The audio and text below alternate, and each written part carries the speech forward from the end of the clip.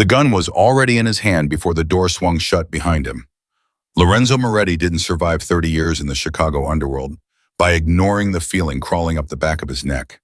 And tonight, standing in the darkness of his own home, every instinct he had ever sharpened on a blade of blood and betrayal was screaming. Then a hand grabbed his coat from the shadows.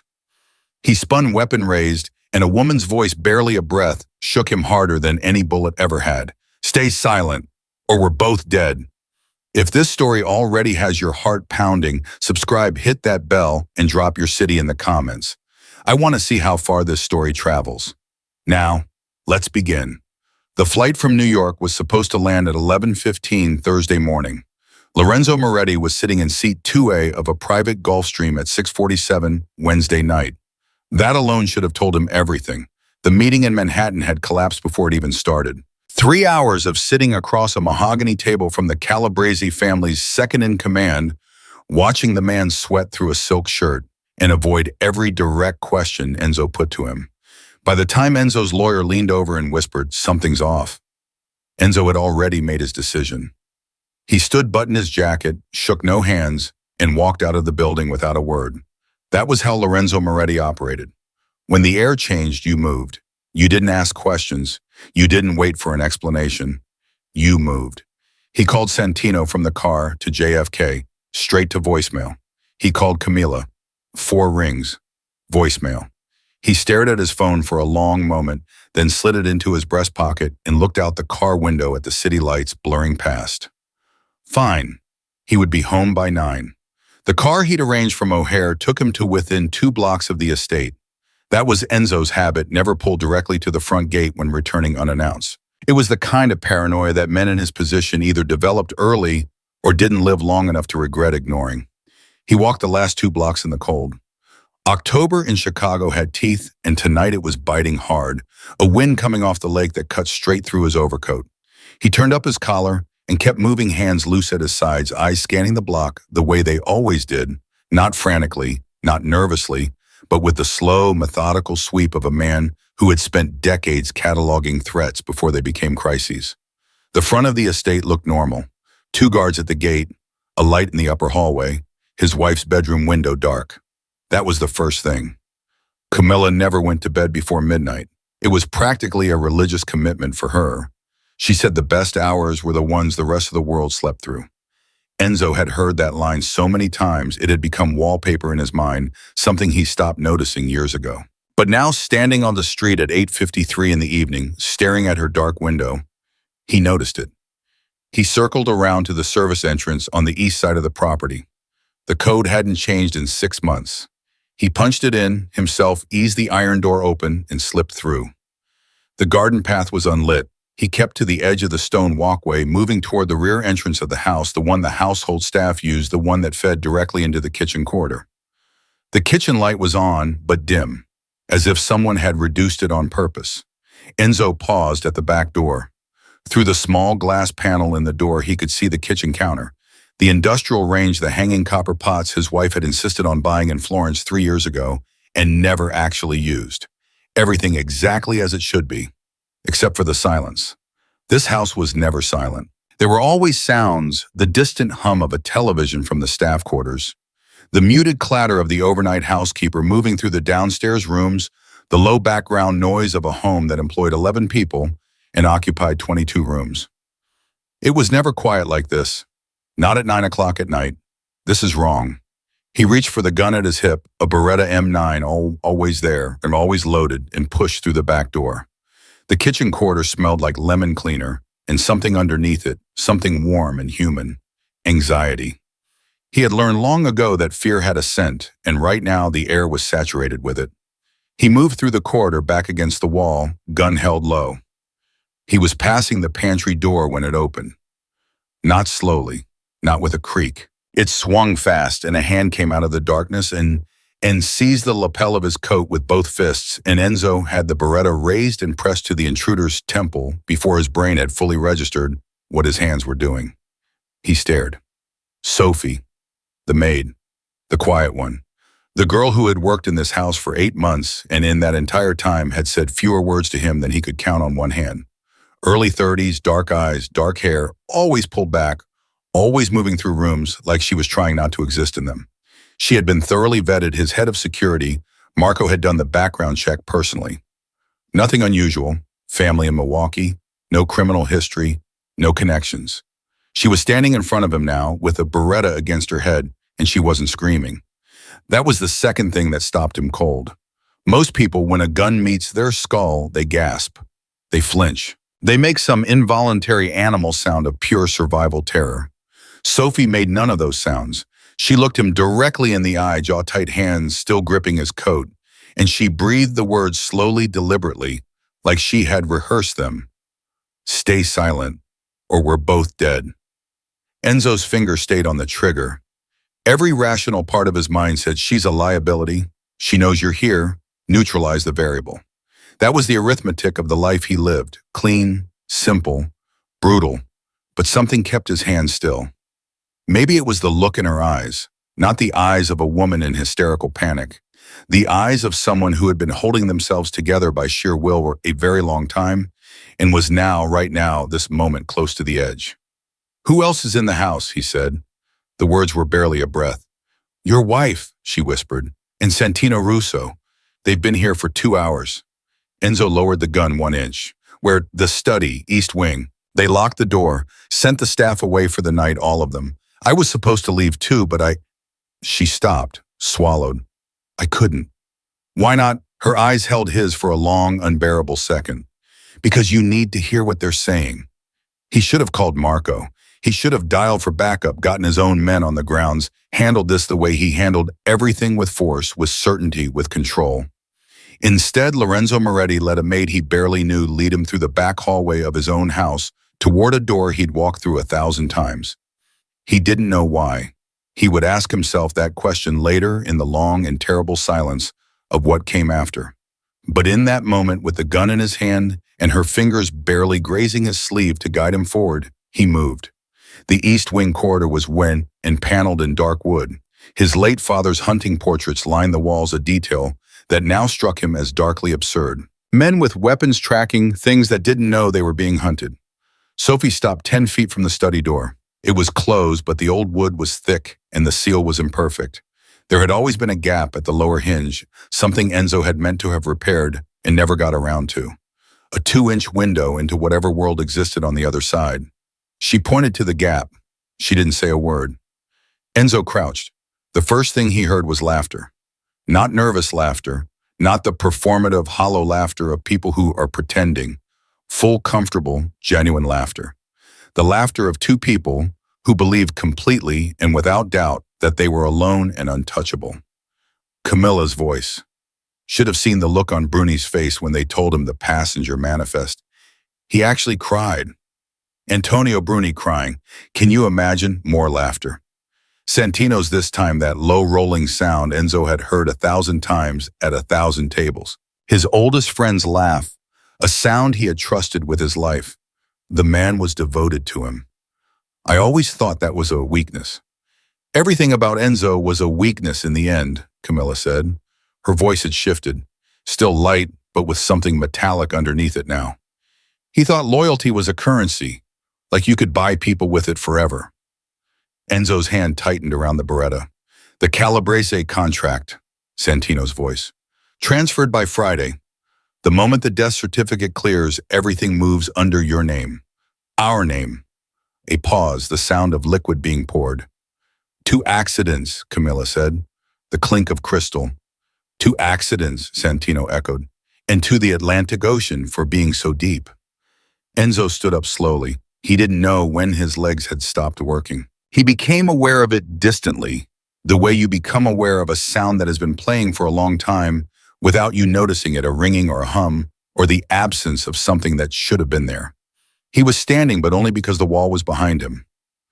Sophie's hand was on his arm, not gripping, just there, a single light point of contact in the absolute darkness that had opened up around him.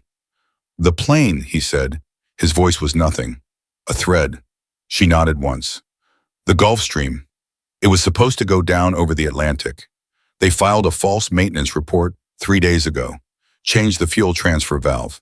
In the air over open water, it would have looked like mechanical failure.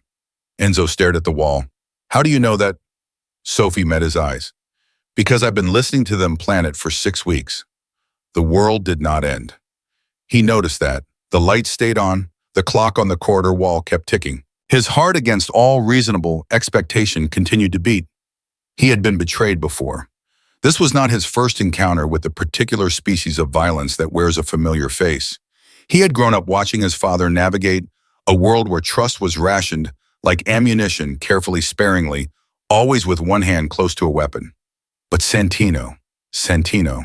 They had grown up 2 blocks from each other on the south side. They had stood next to each other at 17, terrified and trying not to show it, while Enzo's uncle handed them both their first jobs in the family business. Santino had been at Enzo's right hand for 23 years. He had held the operation together during the 18 months Enzo spent in federal custody. He had been the best man at Enzo's wedding. He had toasted them. Enzo had photographs of it. Santino beaming, glass raised, looking at Camilla like she was the luckiest woman alive. And Camilla. Enzo closed his eyes for 3 seconds. Then he opened them. He could not afford to feel this right now. He filed it the way he filed everything that couldn't be handled, immediately, deep and dark, and somewhere he would open later when survival permitted grief. Right now he needed information. He looked at Sophie. You said 6 weeks, he said quietly. Why didn't you go to the police? Something crossed her face, too fast to read. That's a long answer, she said. Give me the short version. She hesitated, then, because the police work for Santino now. 2 captains in the 18th district are on his payroll, have been for 8 months. If I'd gone to them, I'd have been dead before morning. Enzo studied her. How do you know that? Again, that flicker. I know a lot of things about this house, she said, about this family. I've been here long enough to see what other people stop seeing. 8 months, Enzo said slowly. You've worked here for 8 months. Yes.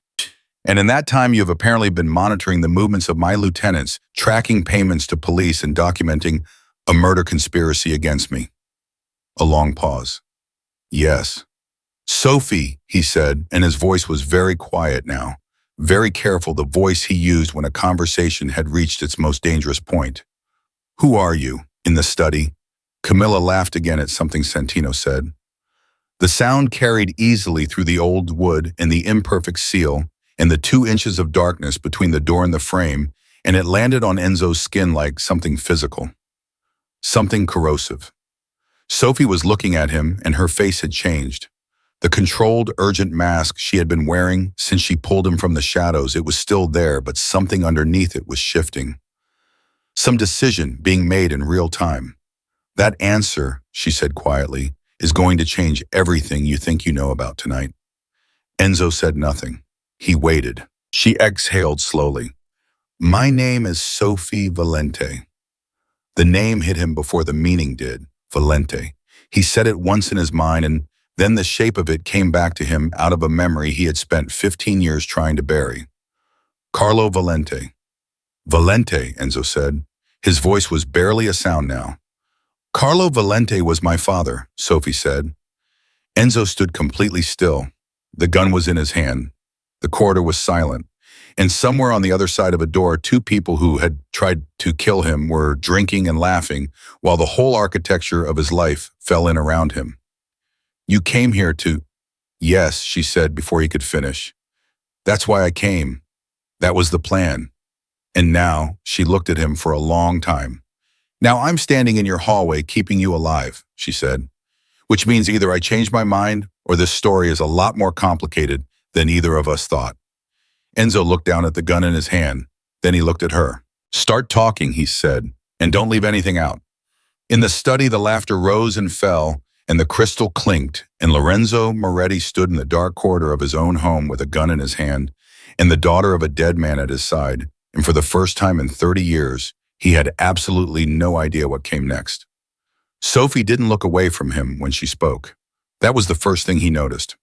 Most people, when they confessed something heavy, found a spot on the floor, a crack in the wall, anything but the face of the person they were confessing to.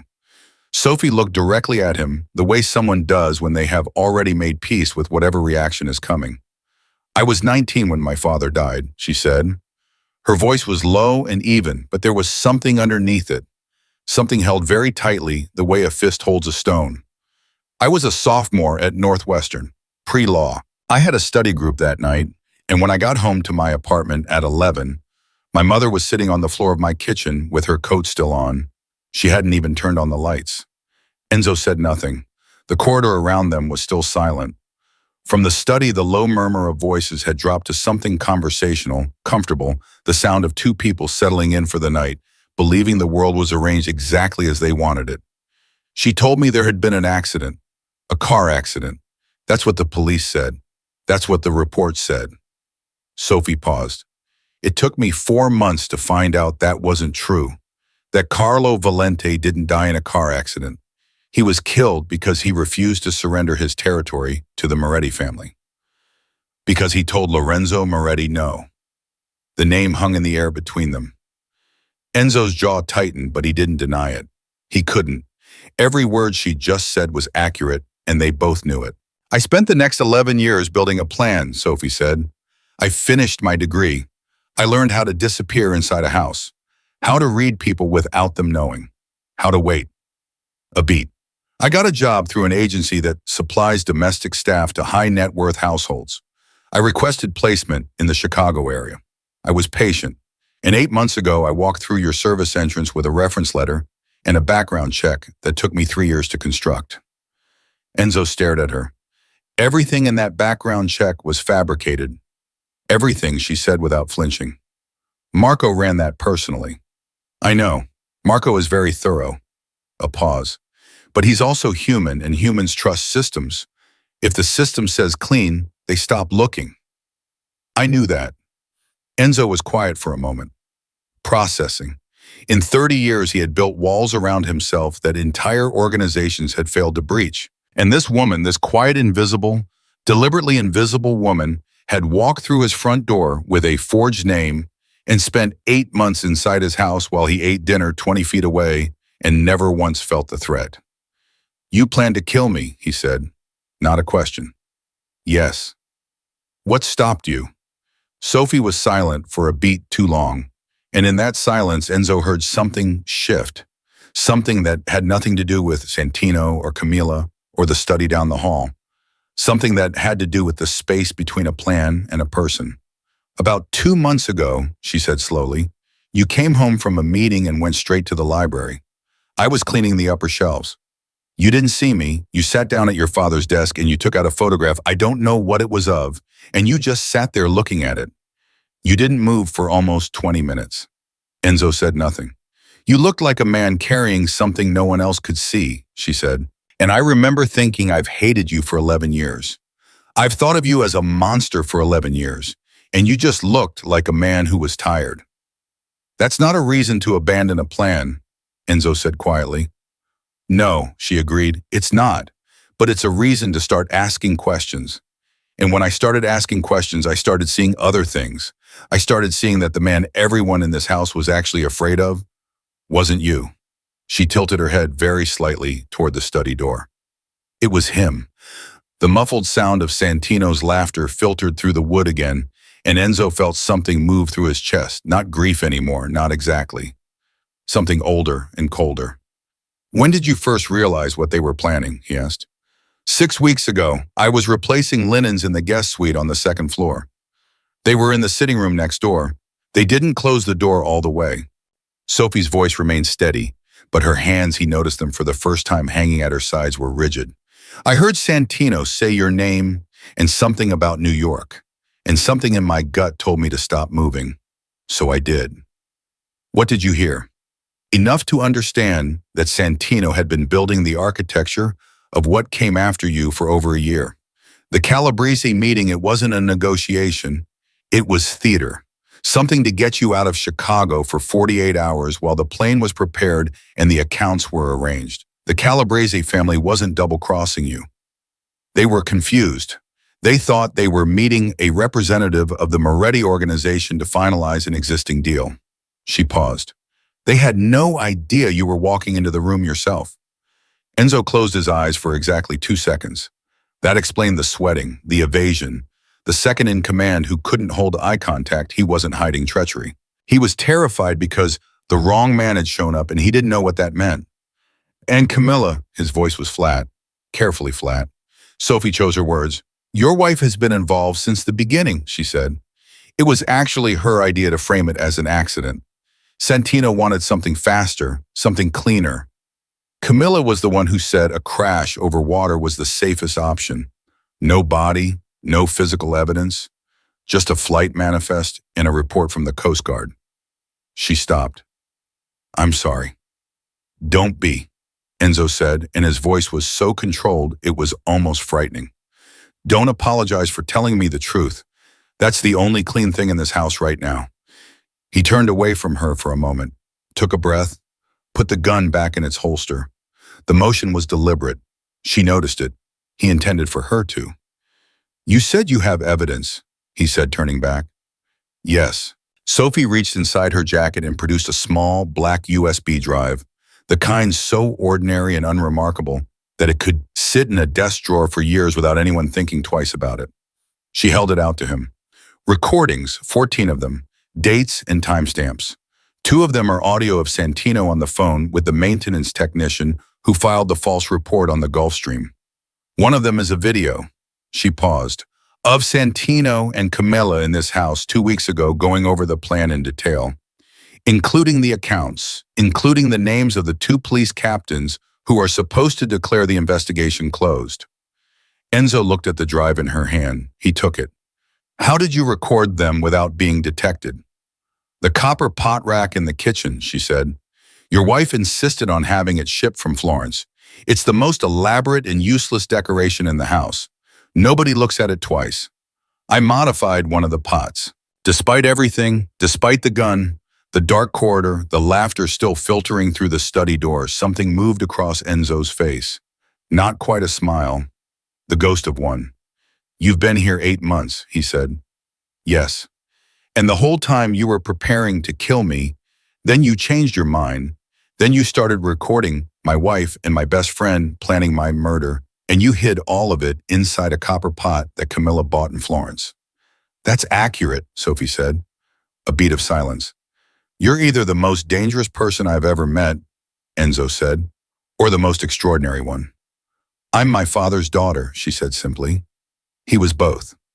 The voices in the study rose for a moment, a burst of laughter, the scrape of a chair, and both of them went absolutely still. The footsteps moved across the room, stopped. Neither of them breathed. Then the sound of the minibar opening. Ice. Liquid. The footsteps moved back. Sophie exhaled first. We need to move, she said. Camilla has a security sweep scheduled at 10. Automatic. She changed the code last week. I don't know the new one for the East Perimeter Gate. We have maybe 6 minutes before the cameras in this corridor cycle back on. Enzo looked at her. The cameras are off right now. I killed the East Wing feed at 8:40. I was watching for you. She caught his expression. I knew you were coming back. The Calabrese meeting, when I understood you'd gone yourself, I knew the moment you walked in the room and realized something was wrong, you'd turn around and come home. You're not the kind of man who waits for confirmation. The accuracy of that, the precision of it hit him somewhere undefended. How long have you been watching the cameras? He asked. Since the 2nd month, she said. Enzo absorbed that. He thought about every room he'd walked through in the past 6 months. Every phone call he'd made near a window.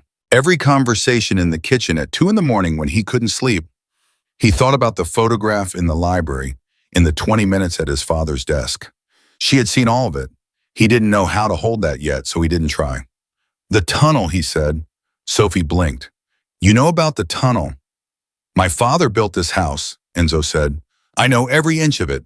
The storm tunnel runs from the east basement to the maintenance building at the back of the property. Half a mile.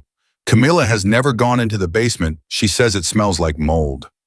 His jaw was tight. She's not wrong, but that's beside the point. Sophie was looking at him differently now, not with the cautious, measuring look she'd been wearing since the pantry. Something had shifted in the dynamic between them so quietly and so completely that neither of them had acknowledged it. They were not captor and captive anymore. They were not hunter and target.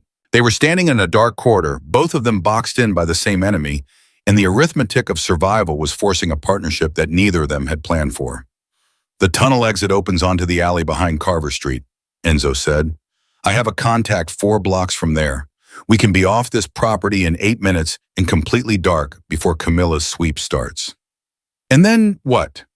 And Enzo said, we figure out exactly how many people Santino has in position around the city, and we make sure that every single one of them is looking in the wrong direction when I come back.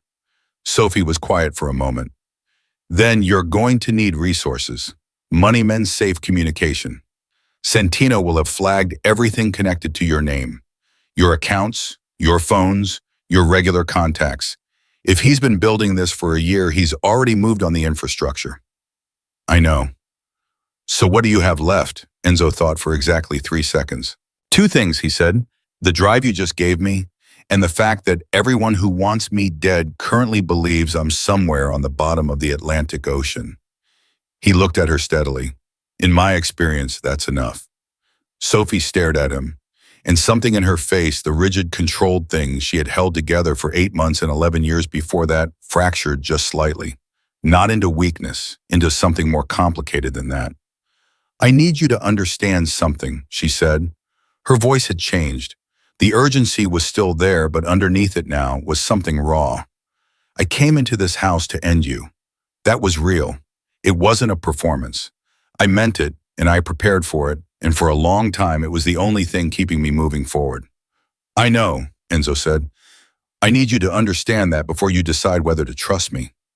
I do understand it. Then how?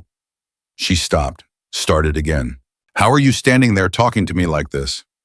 Enzo was quiet for a moment. When he spoke, his voice carried something she hadn't heard from him before, not authority, not threat, not the controlled cold of a man managing a crisis. Something underneath all of that. Because your father was a good man, he said, and I have spent 15 years knowing that what I did was wrong.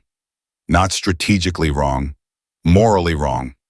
Carlo Valente refused a demand that no man with any integrity would have accepted, and I killed him for it. A pause. I've done a lot of things in my life that I could rationalize. That one I never could. Sophie's breath came out unsteadily. That doesn't bring him back, she said. No, Enzo said. It doesn't. And I'm not asking you to forgive me. I'm asking you to get through this corridor with me because right now you're the only person in this city who knows I'm alive and hasn't tried to use that to their advantage. He held her gaze. That makes you the most important person I know. The clock on the wall ticked. From the study, a chair scraped the floor again. Closer this time. Sophie reached out and touched his sleeve, not gripping just the same light point of contact as before, that small anchor in the dark, and said, the basement door is behind the wine rack. There's a lever on the left side 3rd shelf. From the bottom, the tunnel has power for the first 100 yards, then it goes dark. I know, Enzo said. Do you have a light? He reached into his coat pocket and produced a small tactical flashlight, black the size of a finger. She almost smiled. Of course you do. Move, he said. They moved. Behind them through the study door, Santino Russo was pouring himself a 3rd glass of Barolo and telling Camilla about the call he planned to make in the morning, the one to Enzo's attorney to begin the formal process of death in absentia. He was already thinking about the press statement. Tragic accident, a great loss. The organization will continue in his name. He was already thinking about what chair he would put at the head of the table. He did not hear the faint, distant sound of a basement door closing. He did not hear the soft crunch of footsteps moving through the dark beneath the house. He did not know that the man he had spent a year erasing from the earth was already gone and already planning.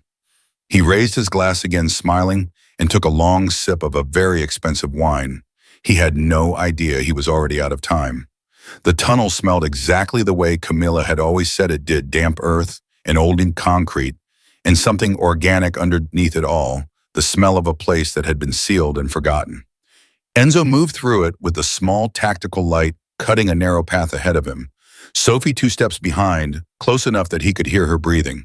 Neither of them spoke for the first 3 minutes. There was nothing to say that the darkness didn't already understand. When the power cut out at the 100-yard mark exactly where he'd said it would, Sophie didn't make a sound. She just kept moving. He respected that. He filed it alongside everything else he was learning about her, a growing list that was simultaneously the most dangerous and the most useful information he had acquired in years. The maintenance building at the tunnel's end was cold and locked from the outside. Enzo produced a key from his coat, a spare old, the kind of key that predated the renovation Camilla had commissioned 3 years ago, which meant it was a key Camilla didn't know existed, and the door opened. He stepped out first. Checked the alley. Empty. 4 blocks north, he said quietly. Don't walk next to me. If something moves wrong, you go left, I go right. Don't stop. Don't look back. Sophie nodded once.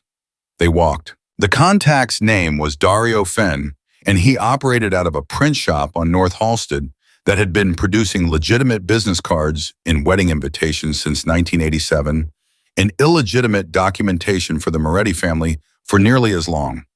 He was 61 years old, built like a fire hydrant, and deeply committed to the principle that what you didn't know couldn't be tortured out of you, which meant he made a point of knowing only what was absolutely necessary about the people he served. When Enzo knocked on the back door of the shop at 9:47, Dario opened it, looked at him for 3 full seconds, and said, "You're supposed to be dead."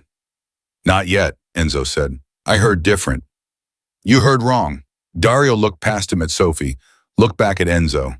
His expression shifted through several things and settled on the one that had kept him alive for 30 years in this city: professional neutrality. "Come in," he said. "Both of you." The back room of the print shop was warm and smelled of ink and paper and old coffee. Dario put a phone on the table, a burner still in the packaging, and then stood against the far wall with his arms folded and his eyes moving between the two of them with the careful attention of a man calculating risk in real time. "How bad is it?" he asked. "Santino," Enzo said. Dario's face went very still. "Russo. And Camilla." The stillness deepened. Then Dario uncrossed his arms and sat down heavily in the chair behind his work table, like the name had physically displaced something in him. "God Almighty," he said quietly. "I need to know who I still have," Enzo said. "Not who I think I have, who I actually have. Anyone who's been in contact with Santino in the last 60 days, I have to assume they're either turned or compromised." "That's a short list," Dario said slowly. "Santino's been running your day-to-day for 2 years. Every captain talks to him, every lieutenant. If he's been working in this for a year like you're saying, then I need the people who don't talk to captains," Enzo said. "The ones at the bottom, the old ones, the loyal ones, the ones who've been around long enough to remember who I was before any of this." He paused. "The ones who wouldn't have been worth Santino's time to buy." Dario rubbed his face with both hands. "Sal Benedetto. Sal's still alive. 73 years old and runs a card game on Tuesday nights in Bridgeport. Yeah, he's still alive. He's been with your family since before you were born. Santino wouldn't go near him, too old, too small. No strategic value." Dario paused. "Which means nobody's touched him." "I need Sal to make 3 calls for me," Enzo said. "From his own phone, from his own address. 3 men who owe me personally, not the organization. Men who'd answer a call from Sal without flagging it." Dario nodded slowly. "I can get you to Sal. I need it tonight." "I understood that." Sophie spoke from across the table and both men looked at her. "The USB drive has recordings of Santino on the phone with a maintenance technician. A man named Gary Pollard works for a contractor out of Midway that services private aircraft. Pollard filed a false maintenance report on Enzo's Gulfstream 4 days ago. If we can get to Pollard before Santino realizes the plane didn't go down, we have a living witness." Dario looked at Enzo. "She's right," Enzo said. "Who is she?" Dario asked with the tone of a man who genuinely wanted to know the answer before he went any further. "Her name is Sophie Valente," Enzo said, "and right now she's the reason I'm standing in your shop instead of somewhere at the bottom of the Atlantic. That's all you need." Dario held Sophie's gaze for a moment. She held his back steadily without flinching. He gave a single slow nod.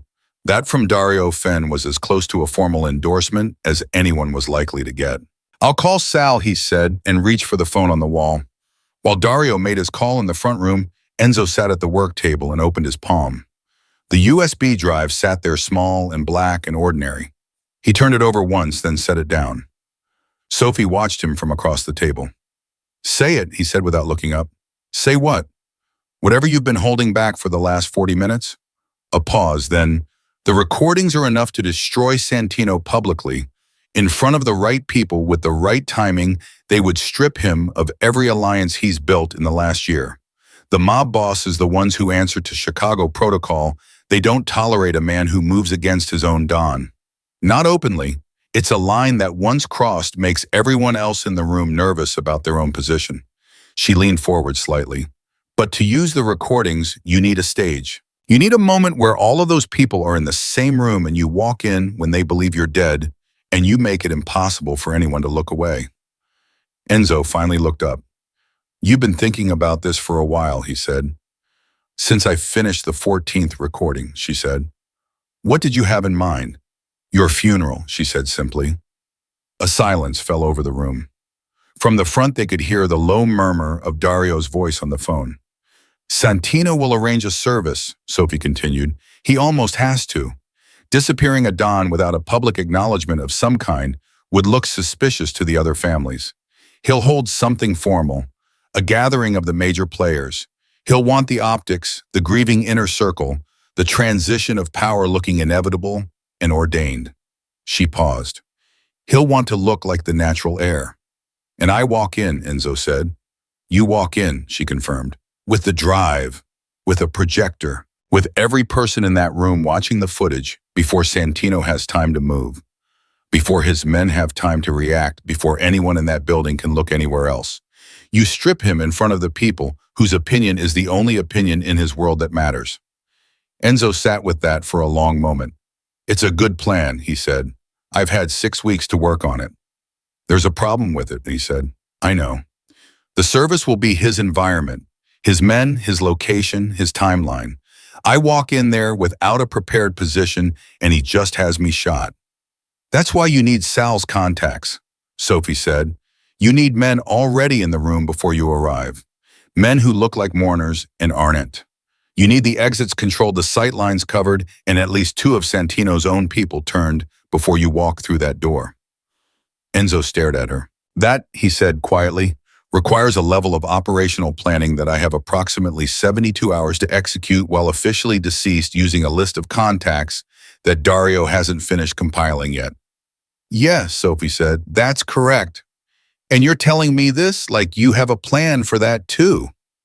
She reached into her jacket and produced a small notebook, the kind with a soft cover and spiral binding, the kind that a housekeeper might use for shopping lists or cleaning schedules.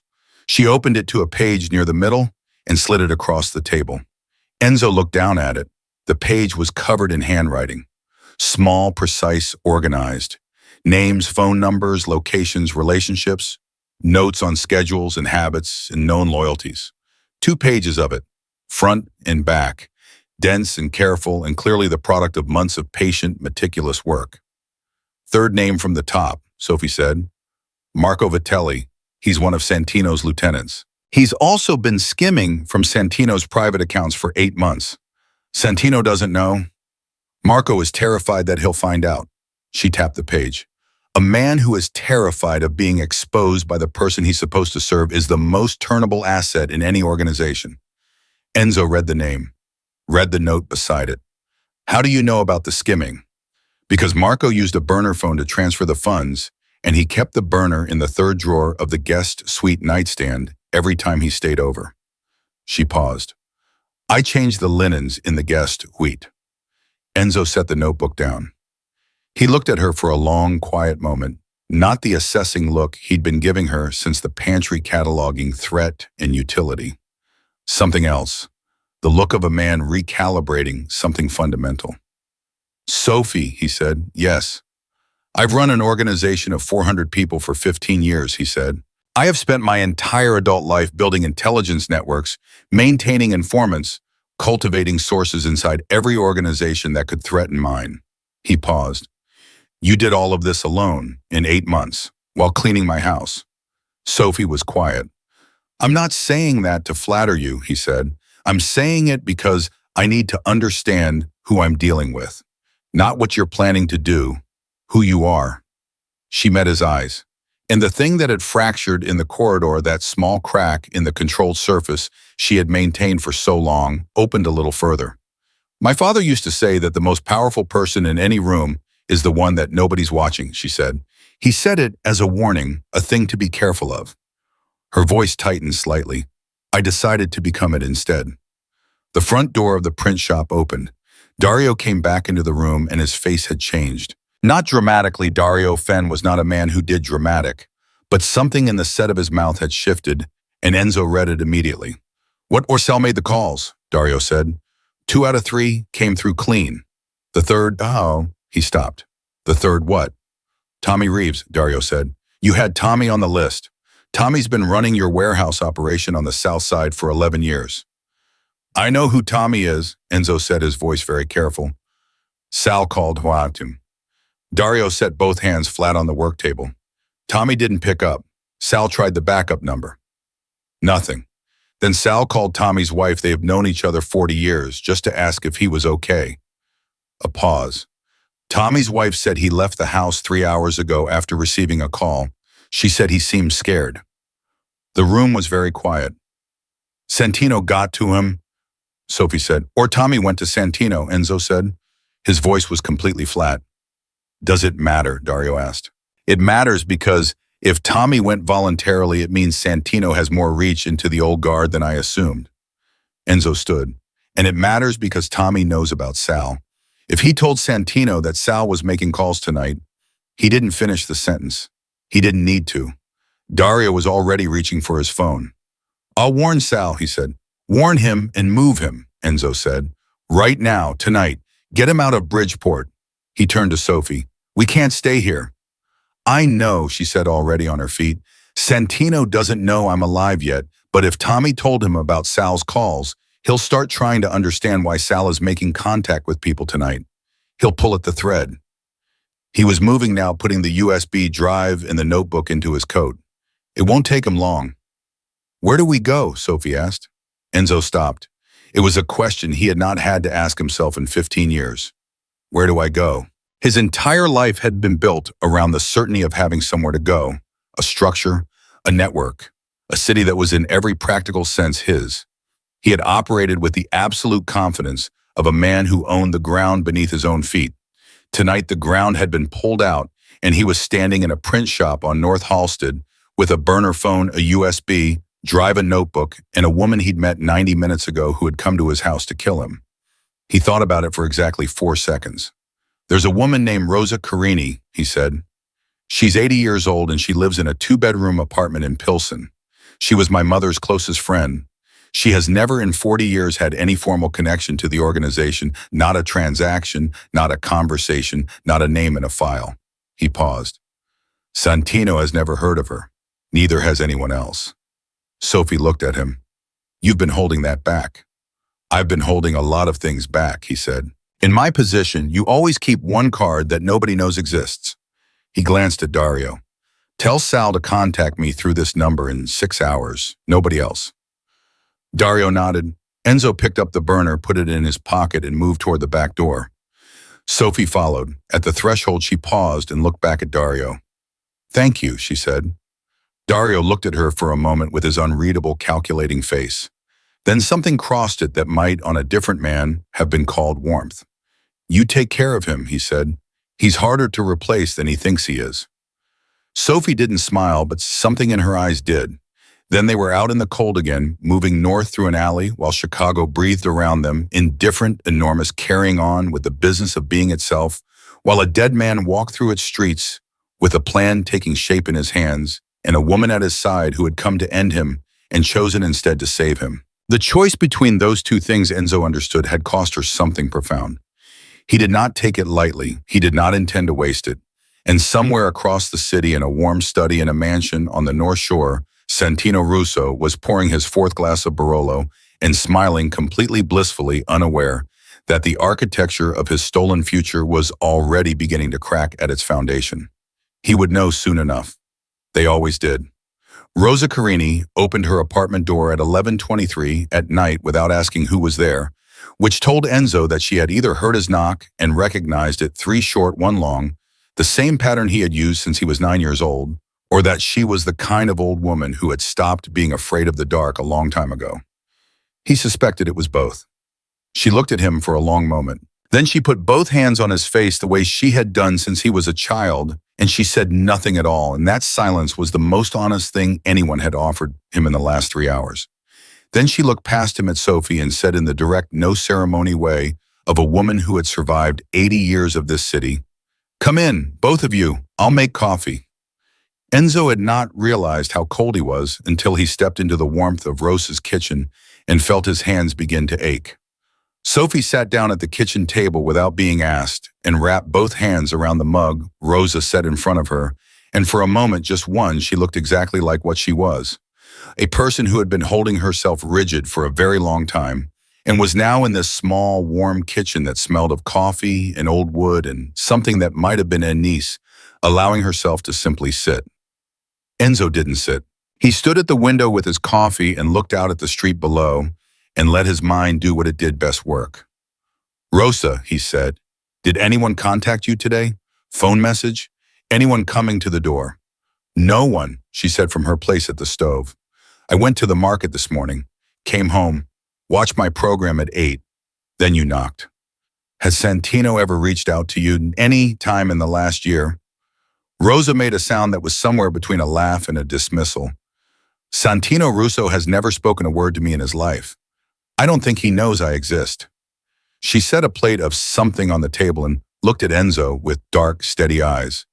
"Is that why you're here, because of Santino?" "Yes," she nodded slowly, the way old people nod when they're told something they feared but aren't surprised by. "I never trusted that man," she said. "Not from the beginning. He has the eyes of someone who is always calculating what he gets out of being in the room." Sophie looked up from her coffee. "Your mother said the same thing," Rosa said to Enzo. "She said it the first time she met him.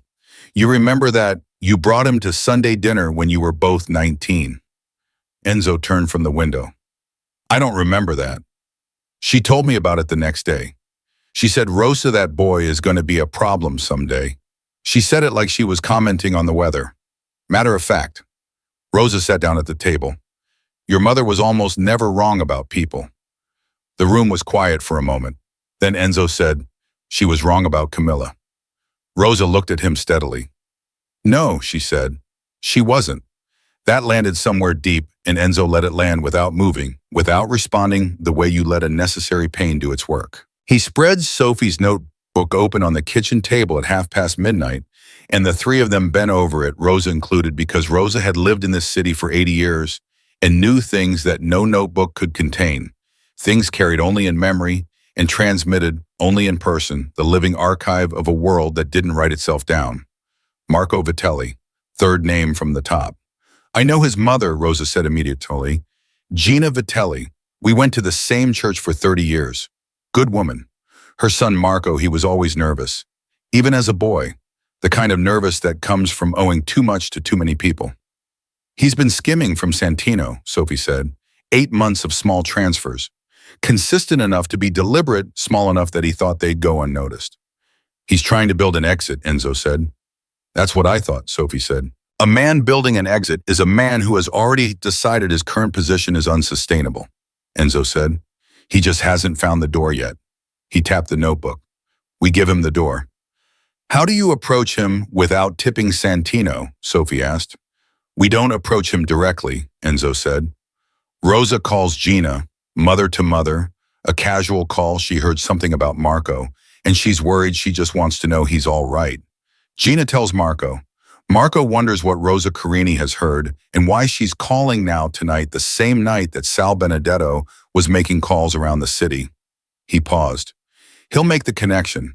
Smart enough to skim from a mob lieutenant for 8 months, he's smart enough to add 2 and 2.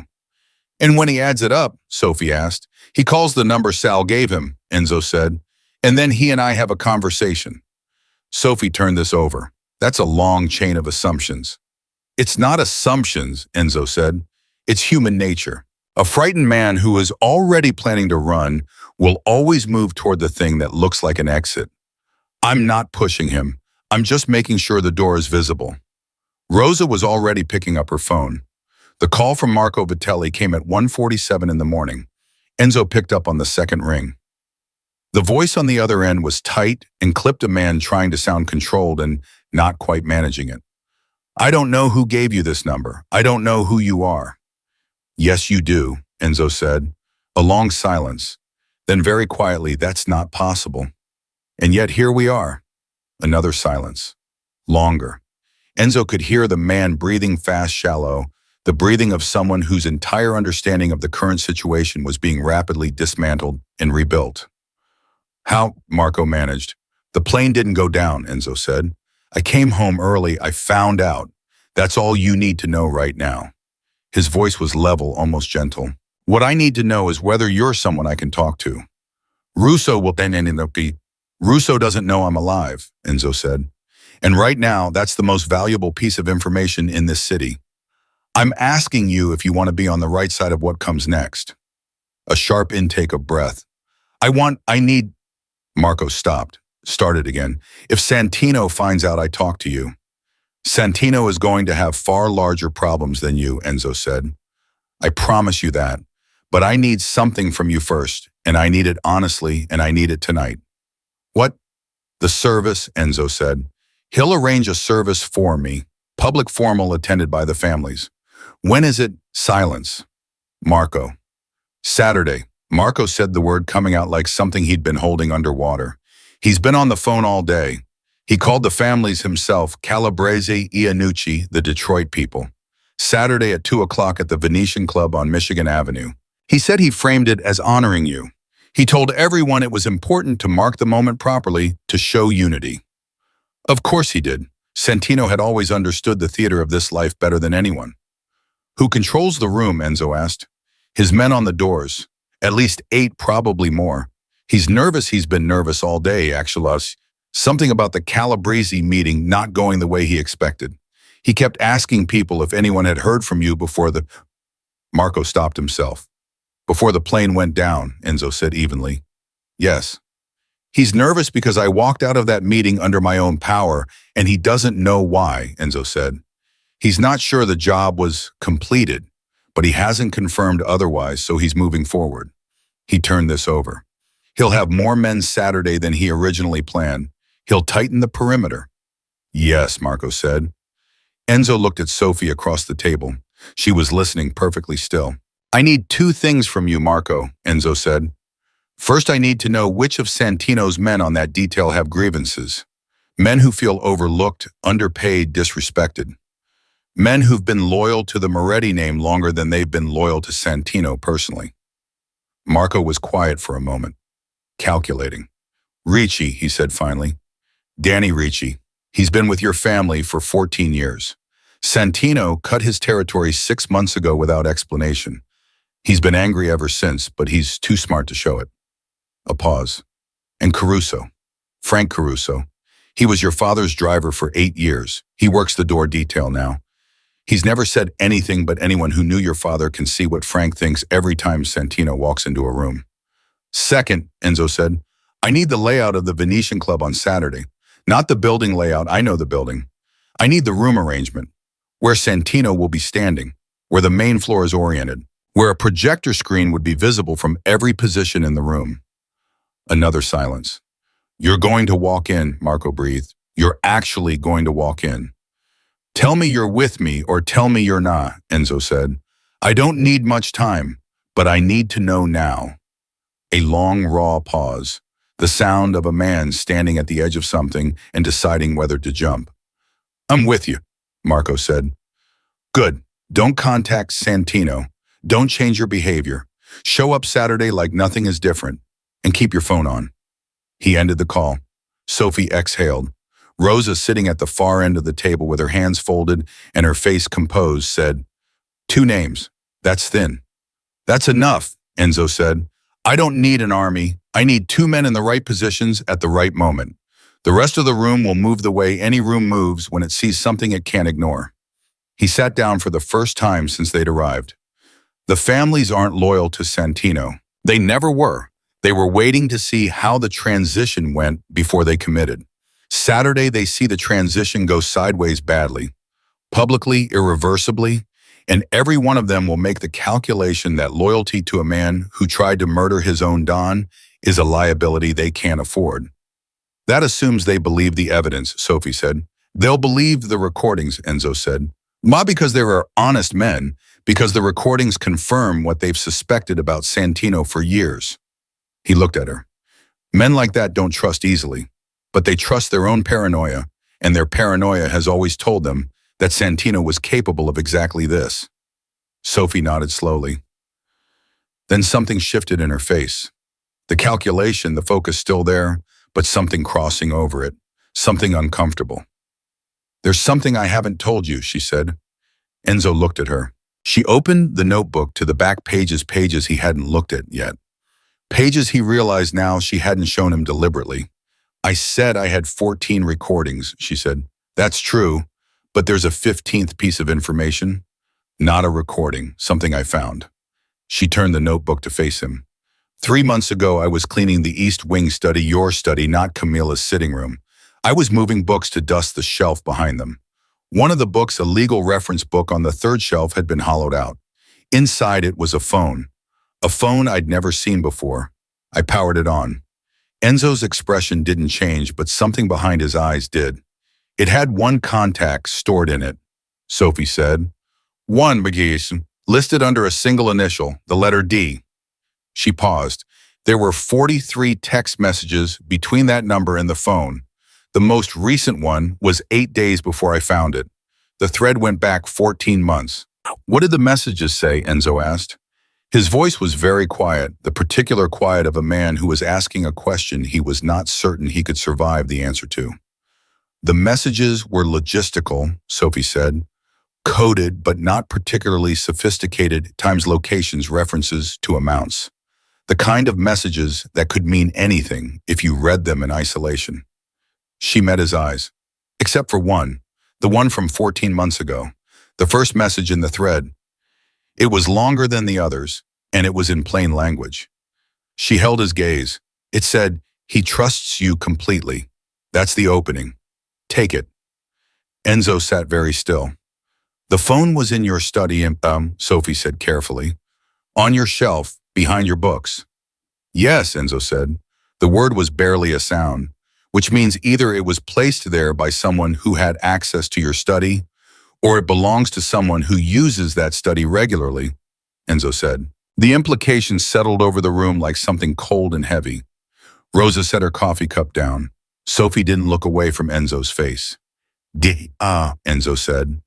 Sophie said nothing. She let him get there himself. He got there. And watching him get there, watching the specific way his face changed, not dramatically, not expressively, but in the small, terrible way that a man's face changes when something he built his life on collapses silently inward, was one of the hardest things Sophie had witnessed in 8 months of watching this man from close range. Donato, Enzo said. Donato Reyes. Donato Reyes was not a name that appeared in Sophie's notebook. He was not a captain, not a lieutenant, not someone who moved in the operational layers of the organization that Santino had been carefully mapping and corrupting for the past year. Donato Reyes was Enzo's lawyer, had been for 19 years. The man who knew every account, every asset, every legal structure that protected the Moretti organization from the outside world. The man who had been in that conference room in New York, who had leaned over during the Calabrese meeting and whispered something's off. The man who had helped Enzo decide to leave early. The man who knew exactly which flight Enzo would be on and when. He told me to leave, Enzo said, almost to himself. He was the one who said something felt wrong. He was the one who, he stopped. Sophie watched him work through it. He made sure I left before the meeting concluded, Enzo said slowly. For I had a chance to sit down with the Calabrese people and realize they were confused, not hostile. Before I had a chance to figure out what was actually happening. He set both hands flat on the table. He pushed me toward the plane. He didn't know you'd leave early enough to go back to Chicago, Sophie said. He expected you to go to the airport and get on the Gulfstream. He's never been to the house, Enzo said. Donato has never set foot in the estate. It was a professional boundary I kept deliberately. A long pause. He wouldn't have known about the servant's entrance. He wouldn't have known I'd circle around. Which is why you're still alive, Sophie said. Rosa spoke from the end of the table. Her voice was steady and old, and carried the particular weight of someone who had seen too much of human nature to be shocked by it anymore. How many people knew about the plane? Donato Santino, the pilot, the maintenance contractor, Enzo said. And Camilla, Sophie said. Camilla knew. Yes. So Santino didn't build this alone, Rosa said. He had someone inside your legal protection. Someone who could move your money, freeze your account, structure the paperwork for a death declaration. She looked at Enzo. Without Donato, Santino could kill you. But he couldn't keep everything that was yours. Enzo absorbed this. The scope of it was staggering, not emotionally. He had already put the emotional reality of this night somewhere he would open later, when survival permitted. Staggering in its architecture. A year of construction. Santino managing the operational side, Camilla managing the domestic side, Donato managing the legal and financial side. 3 points of a triangle, each one essential, each one invisible to the others from the outside. The recordings, Enzo said, turning to Sophie. Is Donato on any of them? She hesitated, then, no, I never heard his name in the study, but that makes sense. Santino would have kept those conversations completely separate. Donato wasn't someone you brought into operational discussions. He was compartmentalized, Enzo said. Clean. Until the phone, Sophie said. Enzo picked up the burner from the table. He looked at it for a moment, then set it back down. Saturday changes, he said. How Donato will be at the service. He'll be presenting himself as the grieving attorney, the loyal counselor. Enzo's jaw was tight. He'll also be the man standing by to handle the immediate legal paperwork. The death declaration, the account transfers, the corporate restructuring. Everything moves the moment that room accepts I'm gone. So when you walk in, Sophie said, when I walk in, Donato is standing there with every piece of the financial architecture of my life in his hands, Enzo said. And he knows the moment he sees me that it's over. Everything he's built is over, which means he will do something desperate. What? Sophie asked. Enzo looked at her. I don't know yet, he said. And that's the most dangerous part of Saturday. He stood moving to the window again. Outside, Chicago was doing what Chicago always did, keeping on indifferent and enormous, carrying its own vast weight of ambition and betrayal and survival with the perfect equanimity of a city that had seen everything at least twice. We have 72 hours, he said. I need Sal's 2 contacts positioned inside that room before Saturday. I need Marco in place on the door with Ricci and Caruso. I need the drive loaded onto a device that can project from anywhere in the Venetian Club's main floor. He turned, and I need to find a way to neutralize Donato before he can move the money. That last one, Sophie said carefully, requires someone with access to his systems, his servers, his client files. Enzo looked at her. I know someone, she said. He didn't ask how. At this point, he had accepted that Sophie Valente's circle of capability was wider and stranger than anything he could have predicted, and that asking how only cost time he didn't have. Get them ready, he said. Rosa stood from the table and began clearing the coffee cups with the calm efficiency of a woman whose primary concern had always been keeping the people she loved fed and functional in crisis, because she understood that logistics were love, and love was the only thing that actually held anything together. You'll sleep here tonight, she said. Both of you. No arguments. Enzo looked at her. Then he looked at Sophie. Sophie was looking at the notebook in front of her, at the pages of names and numbers, and the careful architecture of a plan she had built alone over months. And he watched her face as she processed the new shape of everything, the additional name, the expanded betrayal, the harder problem of Saturday. She looked up and caught him watching her. And something passed between them. Not soft, nothing as simple as that, but something honest and mutual and grounded in the specific gravity of 2 people who had, against every conceivable expectation, become the only solid thing the other one had. Get some sleep, he said. Tomorrow we finish this. She nodded, and somewhere across the city, in the hours just before dawn, Santino Russo was asleep in Enzo's bed, in Enzo's house, wearing the future like a suit that had been tailored to fit him, completely unaware that the measurements were already wrong. He had 2 days left to enjoy it. The 2 days passed the way the hours before a storm always passed, deceptively ordinary on the surface, everything underneath moving fast and cold and inevitable. Enzo slept 4 hours on Rosa's couch and woke at 5 in the morning with his mind already running. He lay still for 60 seconds on, staring at the ceiling, letting the full weight of what Saturday required settle onto him without flinching. He had learned that from his father: you didn't fight the weight, you let it land. You measured it, and then you stood up under it. Fighting it wasted energy you needed for everything else. Sophie was already awake. He could hear her in the kitchen, the low sound of the burner phone, her voice barely above a whisper. He didn't move. He let her work. By Thursday evening, the contact she had referenced, a name she still hadn't shared with him, someone she kept deliberately separate from everything else of privacy he chose to respect, had delivered something extraordinary. A clean mirror of Donato Reyes's client server. Not a breach, not a hack in the crude sense, but a precise surgical extraction of specific files. Every account structure bearing the Moretti name. Every transfer authorization. Every document that Donato had been quietly repositioning for 11 months, moving assets into holding structures that could survive the death of their originating principal and flow seamlessly into new hands. Enzo sat with those files for 3 hours on Friday morning and said almost nothing. Sophie sat across from him and watched his face and understood that what she was watching was not a man processing grief or rage, but a man conducting an autopsy on his own life, examining with the cold precision of someone who had no choice every place where the knife had entered. He moved 40% of the liquid assets, Enzo said finally without looking up. 11 months of incremental repositioning, small enough each time that the routine audit pattern wouldn't flag it. He turned a page. He was good, I'll give him that. He was very good. Was, Sophie said. Enzo looked up. By tonight, she said, every one of those transfers is reversed and documented. My contact is finishing the restoration now. When Donato opens his system Saturday morning to prepare for the post-service paperwork, every account will look exactly the way it looked 18 months ago. A pause. Except there will be a new file waiting for him, a file that contains a complete record of every single repositioning he made, time-stamped with his authorization credentials attached to each one. Enzo was very still. He'll open it and he'll know, Sophie said. He'll know that someone has everything. He'll walk into that service on Saturday already broken, already cornered, which means he won't improvise. He'll freeze. Enzo set the files down. You did that overnight, he said. I started planning it 3 weeks ago, she said.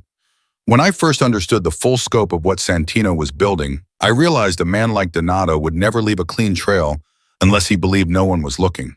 So I made sure the looking was invisible. She held his gaze. I told you, I've been inside this house for 8 months. I had time. Enzo leaned back, and something in him, the tightly wound, constantly calculating, perpetually armored thing that had been running at full capacity since he'd walked through that servant's entrance 3 nights ago, eased. Just slightly. Just enough to breathe. Sophie, he said. Yes. After Saturday. He stopped, chose his words. Whatever you decide you want. Whatever direction your life goes from here, I will not stand in the way of it. I will not make demands on it. I want you to know that. She looked at him for a long moment. That's not what I expected you to say, she said. What did you expect? An offer, she said. A position, a place in the organization. That's how men like you retain useful people. I'm not trying to retain you, he said. I'm trying to tell you that you don't owe me anything. You came into my house to settle a debt, and instead you gave me my life back. That's not a transaction. That's something I don't have a word for.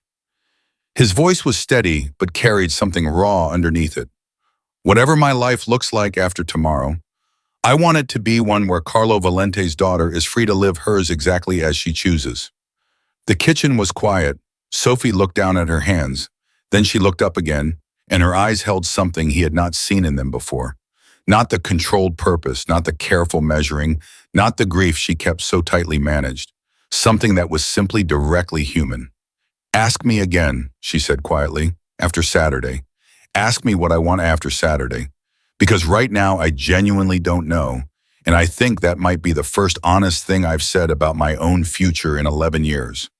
Enzo nodded once, and that was enough. Saturday arrived the way all reckoning days arrive, without ceremony. Without announcement, the same gray October sky above the same Chicago streets, as if the world had not agreed to stop and mark the moment. The Venetian Club on Michigan Avenue had been hosting the formal gatherings of Chicago's elite legitimate and otherwise for 60 years. It had high ceilings, dark wood paneling, a main floor that could accommodate 200 people, and project sound to every corner, with the natural acoustics of a room built for speeches and verdicts. Santino had chosen it deliberately. He understood, as he always had, the language of setting. Marco Vitelli arrived at 11:15, 3 hours before the service, and did what a nervous grieving lieutenant would do. He helped with the setup, spoke to Santino's men, moved through the room with his face arranged into the appropriate expression of loss. Danny Ricci and Frank Caruso were already on the door detail when he arrived. He made eye contact with Ricci for exactly 1 second. Ricci looked back. Nothing visible passed between them. Everything necessary did. At 12:40, a small device was attached to the audio-visual panel in the Venetian Club's event room by a man wearing a catering uniform who had come in with the afternoon food delivery and would leave the same way. The device was the size of a thumb drive. It contained everything on the USB that Sophie had carried out of the Moretti Estates copper pot 2 nights ago. It would begin playing the moment someone pressed a single button on a phone. That phone was in Enzo's coat pocket. He was standing in a parking structure 3 blocks from the club at 1:47 in the afternoon when Sal Benedetto pulled up in an unremarkable gray sedan. Sal was 73 and moved like a man who intended to reach 90. He got out of the car and looked at Enzo and shook his head slowly, the way people do when they see something that defies reasonable expectation. "Your father always said you were hard to kill," Sal said. "He was usually right," Enzo said. Sal embraced him once briefly, firmly, the embrace of an old man who understood that emotion had its place and its time, and this was not quite yet it. Then he stepped back and said, "2 men inside, 4 rows back on the left and at the far end of the bar. They're mine. They've been yours since before you were old enough to know what that meant. They will not move until you do, and when you do, they will move with everything they have." "That's enough," Enzo said. "Is it?" "It has to be." Sophie was standing beside the sedan, and Sal looked at her with the long, careful look of a man who had survived 7 decades in a world of calculated allegiances. Then he said to Enzo, without looking away from her, "She's the one who kept you breathing." "Yes." "Then she's good people," Sal said simply. "Let's go." The Venetian Club was full, every major family represented. Calabrese, Iannucci, the Detroit contingent, 3 independents from the North Shore. 40 men who collectively controlled every significant criminal operation between Chicago and the Indiana border, all of them dressed in dark suits and wearing the faces of men who had come to mark a moment to officially close one chapter and observe the beginning of another. Santino Russo stood near the front, and he looked, Enzo would acknowledge this, with the grudging fairness of a man who believed in accuracy even about his enemies exactly right. The color of his grief was perfect. The weight of his bearing was perfect. He stood the way a natural successor stands, carrying the authority without yet fully claiming it, performing the delicate theater of a man who has not wanted this, but accepts it because someone has to. Donato Reyes was at the far left of the main floor, standing alone near the wall, and even from the doorway, Enzo could see that something was wrong with him. He had opened his system that morning. He had found the file.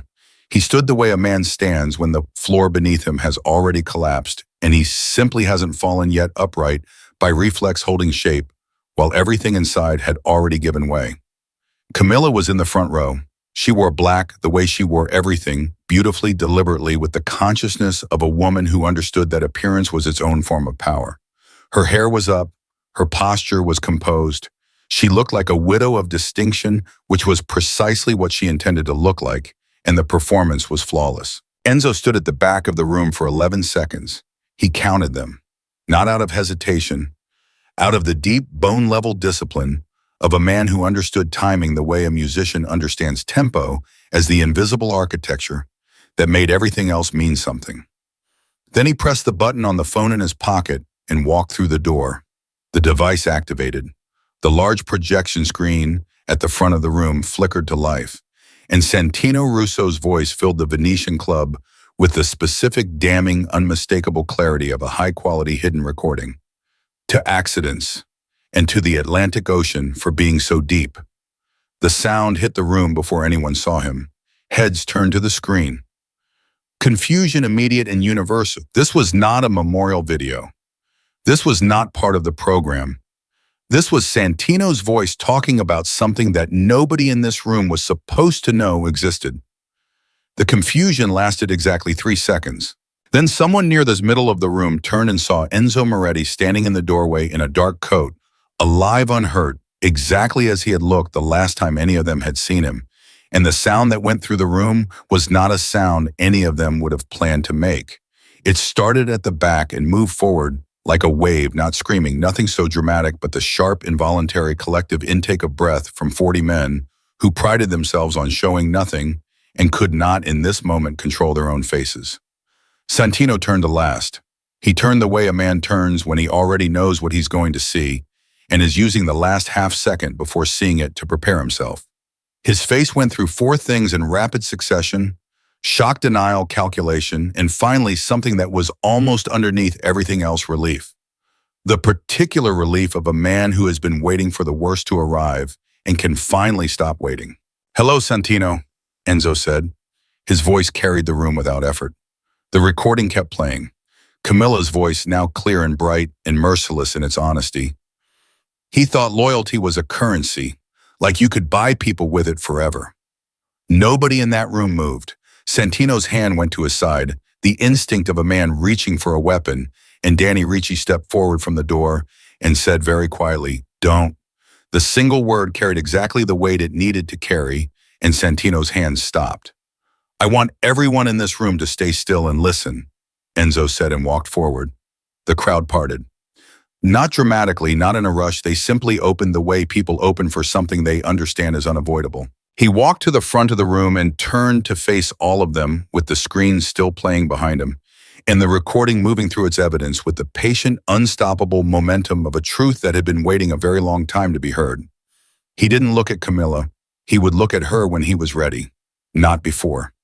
He looked at the assembled room, at the faces of men he had known for decades, some with loyalty, some with wariness, most with the complicated mixture of both that characterize every relationship in this world, and he spoke to them the way his father had taught him to speak to rooms that needed to be held. "You came here today because Santino told you I was dead," he said. "He told you it was an accident. He told you we needed to honor the moment mark, the transition, show unity." He paused.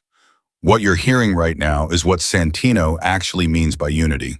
The recording reached the section about the Calabrese accounts, about the police captains, about the paperwork that Donato had been constructing for 11 months. Each piece landed in the room like a stone dropped into still water, the ripples spreading outward, touching every face. Santino said, "Enzo." "Don't," Enzo said. Not loudly. He didn't need volume. "There is nothing you can say in this room right now that these men don't already understand. You plan to murder me. You corrupted my lawyer. You used my wife. You spent a year building a theft dressed up as a succession." He held Santino's gaze and his voice was very steady, very final. "And you did it to the man who made you, the man who gave you everything you have, the man who trusted you with his life for 23 years. The silence in the room was total, the kind of silence that only exists when 40 people are holding perfectly still. "In this room," Enzo said, turning to address everyone, "there is a protocol. It is old and it is not written down, and every man here was taught it before he was given anything else. A man who moves against his own Don does not inherit. He forfeits everything: his territory, his standing, his protection, his name within these walls." He let that land. "I am not asking for a vote. I am stating a fact. Santino Russo is finished in this city. Anyone who stands with him in the next 60 seconds will be treated accordingly." Nobody moved. Not one person in that room took a step towards Santino. And Enzo watched Santino's face in the moment. That nobody moved to watch the last calculation fail, watch the last belief collapse, watch the man he had grown up with, stood beside, trusted beyond any reasonable measure, understand in real time what it meant to be completely and utterly alone in a room full of people. Santino's shoulders went down. That was all. A small physical deflation, the posture of a man whose architecture had given way. It was somehow the most devastating thing Enzo had witnessed all week. He turned to Donato. Donato Reyes had not moved from his position against the left wall. He stood with his hands at his sides and his face the color of old ash, and when Enzo looked at him, he didn't attempt denial or performance or any of the legal maneuvering that had served him for 19 years. He just looked back, the look of a man who had opened a file that morning and understood that the only remaining question was exactly how this ended. "The accounts are restored," Enzo said simply. "I have the records of every movement you made. You will sign the reversals. All of them. Today." Donato nodded once. One small, complete movement. "Good," Enzo said. He turned finally to Camilla. She was still in the front row. Still composed, still upright, and he could see with the particular intimacy of a man who had spent 15 years reading this woman's face across dinner tables and in the dark and in every space of shared life, exactly what it cost her to maintain that composure right now. It cost her everything. And she was spending it because composure was the last thing she had left.